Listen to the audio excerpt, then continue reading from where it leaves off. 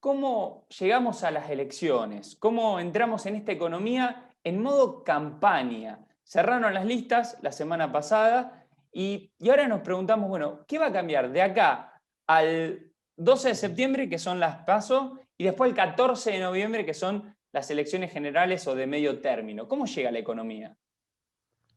Mira, yo creo que a grandes trazos llega con básicamente el nivel de actividad económica estancado. Tuvimos un buen primer trimestre, pero un mal segundo trimestre. Más allá de que el PBI del año de 5 y pico, 6, digamos que es básicamente todo el resultado de lo que sucedió hacia fines del 2020 y la recuperación post pandemia. Con la inflación, tal vez no en el 4% mensual, pero sí en el 3 y pico, o sea, no, sin demasiadas novedades. Con el empleo estancado, producto no solo del estancamiento de la actividad económica, sino también de las faltas de perspectivas a futuro, con lo tanto, con los problemas de pobreza y marginalidad y distribución del ingreso en desmedro de lo que son las clases medias urbanas, que se permanece en el tiempo, y por último, con los mercados alternativos del dólar y la brecha, con una abstención, una presión creciente,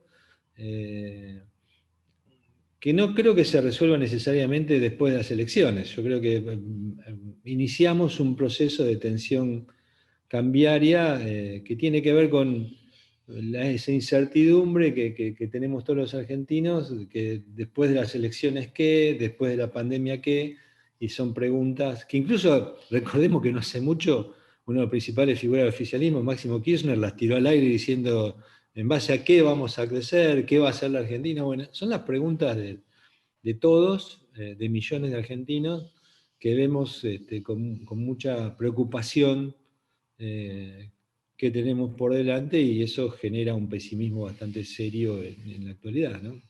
Luis, ahora, más allá de la coyuntura del corto plazo, preguntas más de largo plazo, por ejemplo, ¿se puede crecer con una brecha entre los diferentes tipos de cambio de más del 70%, con tantos tipos de cambio, con tantas señales diferentes que reciben la economía, que reciben los inversores, que reciben los consumidores? ¿Es sustentable esto en el tiempo? Es casi imposible hacer cálculo económico en un país que tiene 40% de inflación. Empecemos por ahí, ¿no? Y después es mucho más difícil si, como dijiste vos, un precio clave de la economía, como es el dólar, eh, un bien clave de la economía, como es el dólar, tiene tantos precios, ¿no? El otro día me pasó que vino una economista china, que es de una empresa china muy grande, que es la responsable para toda la región, y empezamos a hablar de tipo de cambio, y cuando me paré y le hice un dibujito un esquemita en el pizarrón y le mostré todos los tipos de cambio que había, se agarraba la cabeza, no entendía nada. Me decía, pero de todos esos, ¿cuál es el que yo tengo que mirar para saber, para evaluar mi compañía, mis inversiones? Entonces yo decía, no, más, si vas a invertir es a este, si vas a vender y después comprar es a este, si es que te dejan comprar. Es una cosa demencial. Entonces, me parece que ahí tenemos un problema. Ahora, déjame darte un giro, digamos, a la discusión. Dale. Para mí, empezar a hablar del tipo de cambio es empezar por el final. O sea, lo que tenemos que decir es, Argentina puede crecer con este Estado.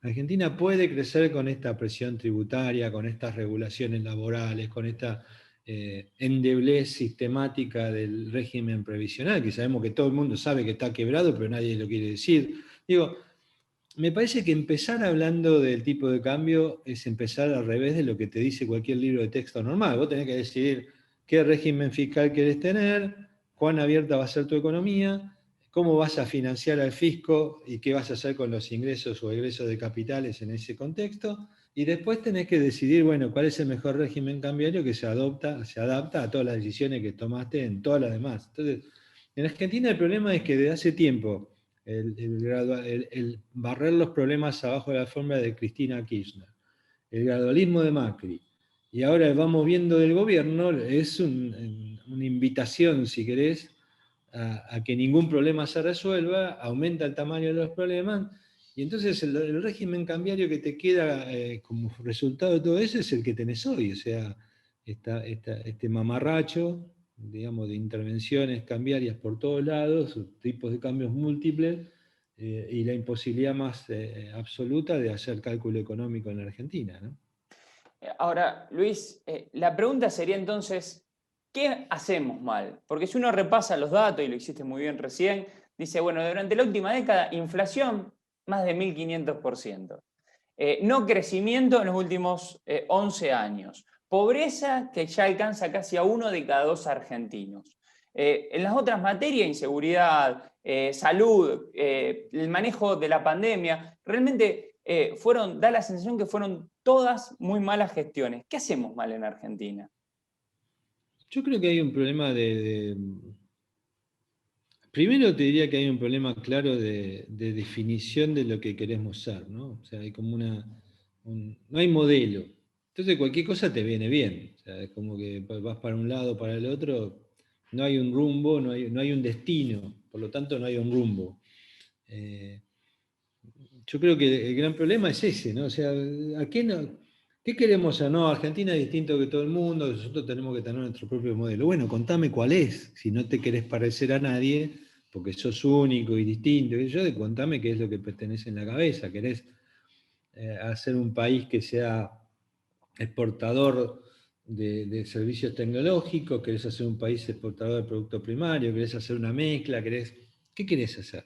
Y eso no está definido. Segundo, te falta un liderazgo. O sea, yo esta idea que planteó tan claramente el gobierno anterior, de que los liderazgos se construyen de abajo hacia arriba y la dirigencia lo que hace es viabilizar aquello que quiere la sociedad, yo no creo en eso, Adriano. Por ahí soy un viejo anticuado que se quedó en el tiempo, pero yo creo que los liderazgos transformadores que hemos visto, por lo menos todos los que se vieron hasta acá, por ahí hay un cambio y Argentina es la que marca el cambio en el futuro, pero los liderazgos transformadores de los países que tuvieron éxito y después de crisis severas, de periodos largos de estancamiento y crisis, fueron con un líder a la cabeza. Alguien que dijo que creó las condiciones para viabilizar el cambio.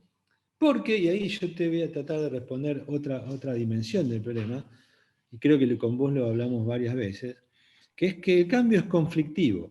Cambio es sinónimo de conflicto. Entonces, si vos tenés una clase dirigente donde hay ausencia de liderazgo y aparte la mayoría de esos dirigentes evitan el conflicto, o sea, no quieren caer en el conflicto, entonces no haces nada. Entonces yo creo que lo que venimos haciendo mal es esta falta de capacidad de definir un modelo, un objetivo, el rumbo necesario para ese objetivo, y alguien que sea capaz de liderar el proceso, digamos. Y eso no lo tenemos. Entonces uno mira el panorama y dice, bueno, puede surgir, y sí, siempre pueden surgir.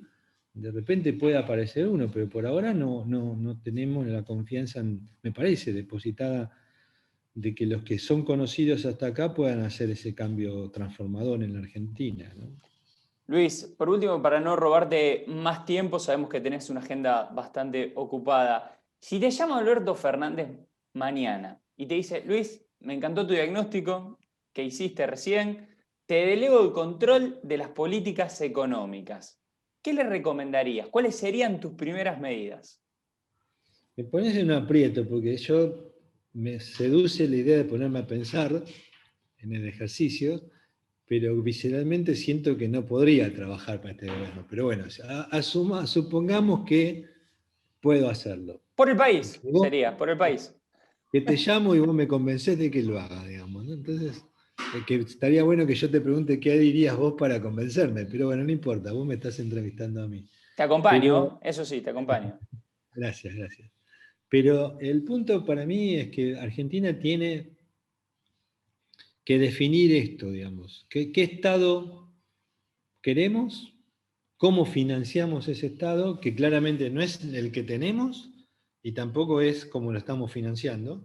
O sea, ya te anticipo las dos respuestas, pero lo tenemos que definir. Entonces yo le diría, bueno, usted me está llamando y me da el control, pero ¿usted está dispuesto a hacer todo lo que haya que hacer? O sea, ¿estamos dispuestos a reducir el tamaño del Estado, reducir la carga tributaria, mejorar el sistema tributario, hacerlo mucho más enfocado que en la eficiencia económica que en la progresividad? El mercado Que de laboral. hecho no es, que de hecho no es progresivo, lo mismo con el mercado de trabajo. Donde pongas un dedo encontrás una llaga, con lo cual tenés que trabajar de manera integral en toda la economía Sí. argentina y en todos los sectores que hacen al proceso productivo. Ahora, yo creo que lo que hay que hacer es difícil porque tenés que reducir el tamaño del Estado, tenés que jugártela, o sea, tenés que decir, bueno, yo confío en que si bajo la presión tributaria, la economía se reactiva y con lo que reactivo la economía puedo seguir manteniendo gastos que va a haber que mantener, porque es imposible pensar que no se pueda mantener el gasto de carácter social de la Argentina durante un buen periodo de tiempo hasta que la economía engrana y empieza a generar empleo de calidad y sustentable. Pero yo creo que la definición es esa por un lado, y la otra que te mencionaba, que es qué tan abierta querés que sea la economía. O sea, querés una economía súper cerrada, recontra regulada y poco competitiva, o si querés una economía desregulada, más abierta y más competitiva. Ese para mí es un tema central. Pero fíjate que todo lo que te estoy mencionando, siempre uno, mientras yo te lo digo y vos seguramente lo estás escuchando y los oyentes lo mismos, dicen, bueno, pero eso no se puede, eso es muy difícil, ¿cómo lo hacemos? Porque todo es conflicto, vos ves conflicto, conflicto, conflicto, conflicto, y el conflicto muchas veces te inmoviliza, te paraliza y lo único que perpetúa es el status quo, ¿no? Entonces, yo digo, me parece que hay caminos. Si te quiero hacer una respuesta sencilla y corta, te diría, hagamos todo distinto de lo que venimos haciéndolo en los últimos 70 años. O sea, es así, ¿no? Porque el empecinamiento prescriptivo ha sido la norma de estos 70 años, ¿no? Siempre lo mismo. Entonces, bueno, che, si intentamos, pensamos fuera de la caja y hacemos algo distinto, me parece que va por ahí, yo iría por ahí, digamos. Ahora, necesito coraje del otro lado, ¿no? Porque sin coraje no se logra.